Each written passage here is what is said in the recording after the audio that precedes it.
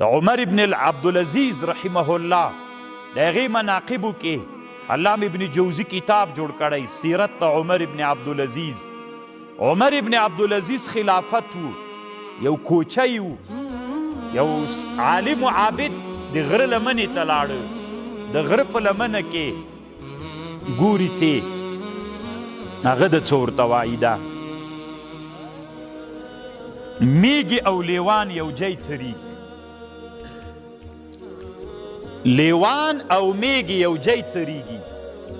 نو د عالم ورته ویلي دي کوچي ته، وی کوچیه دا سپینې ولې دومره ډېر د رمې سره ساتلي دي؟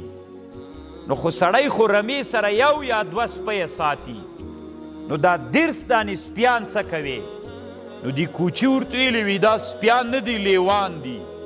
نو د عالم و عابد ورته ویلي سپی، لیوه او میږي او یو ځای څرېدل وي و. نو کوچانو ته الله ډېر عقل هم ورکړي وي دا نو څنګه؟ وي چې کله سر جوړ شي بدن هم جوړ وي. انسان چې سر جوړ وي ټول بدن جوړ وي. نو بې سره انسان ژوند نشي کولی، لاس و پښه یې پرېږده ژوند کیږي اما بې سره نه کیږي. نو د کوچي ورته ویلې وي د مونږ مشر چې د عمر ابن عبدالعزیز هغه جوړ ده، د هغه د عدالت د وجې نه الله عز وجل د میږو د لیوانو په مابین کې عدل راوستی. یو ورځ یو دم د لیوانو په میږو باندې حمله وکړه، داسې ننوتل راننوتل پکې تارو مارې کړې.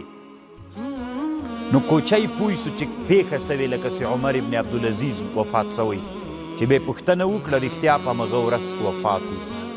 الله دې مونږ ځکه هر یو مونږ او تاسې راعیان یو، الا کلکم راع وکلکم مسئول عن رعیه.